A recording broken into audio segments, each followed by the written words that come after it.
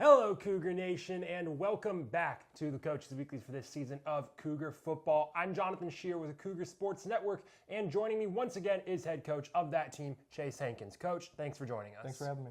And Coach, your team coming off of a road trip up to Wisconsin to take on Lakeland University, and ended up being a rough one for your team. Ended up in a 27-0 hole to start early on, and you couldn't really bounce back from that. It's not a weekend that too much went well for your team, but what were some of the things that did go well for your team? What were some things you liked out there this weekend? Well, I would say that, it's always hard finding silver linings when it's not really a result that you really wanted. We definitely expected to have a better showing, and, not wanting to overly focus on the negative. The reasoning for the loss is pretty similar to the losses from the other games that we didn't have a good result with, where you spot a team that's capable of beating you a couple of free points, and you spend the rest of the game digging yourself out of a hole, and you've got to be able to overcome that. And so you're not just looking at silver linings; you're more just celebrating wins. But as far as positives that came from that, I think that our team is still very much bought in. I think that there are a lot of guys that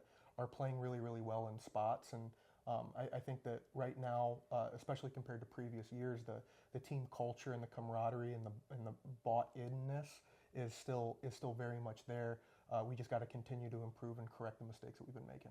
Yeah, absolutely. And how important is kind of that culture and that, like you mentioned, the mentality of buying in when your team's going through a rough stretch like your team has been the last couple of weeks? Well, I think it's important for them to continue to understand that our culture is all about loving our guys and telling them that our faith isn't shaken in them, and and the result of that, and like the hopeful result of that, is just confidence that continues to show through, especially when things aren't going your way. And I think it goes all the way to our team Bible verse, what we say every day in practice, how we prepare. The guys know that our faith in them has not changed. We just got to get a little bit more experienced. Absolutely, yeah. And you have another chance to get out on the field and bounce back. You're staying on the road this weekend. You're staying in Illinois, traveling to Lisle to take on the Benedictine Eagles. And again, this is a Benedictine team that has been very solid this year, so it's definitely not going to be an easy match for your team. What are you looking to do to prepare for that and bounce back?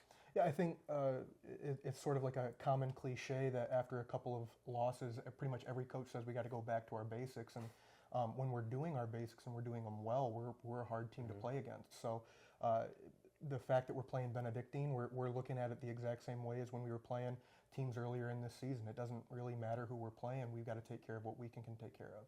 Absolutely. And what are some of the goals for your teams with that game that you want them to be able to achieve out on the field? Yeah, I mean, first, the easy one is take care of the ball.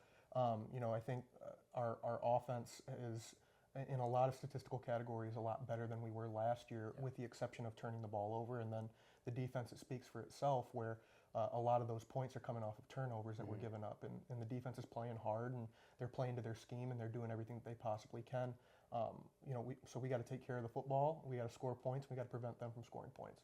Absolutely. And just to wrap things up, as we wind into the final two games of your season, Benedictine and then Aurora, the following weekend to close it out. It's one game at a time, but when you look at the season as a whole and your final two ones, what do you kind of want to achieve to close your season out on a positive note? Well, I mean, like you said, we want to treat it like one game at a time, and I think there are a lot of people that are celebrating the progress that we've made, and that's great because those guys are optimistic and positive, but we need them to not be content with average. And then the guys that are angry with the result of the last two games, we need them to come back and kind of go back into the fold of continuing to be confident and resting on what has made us successful in the games where we've played really, really well.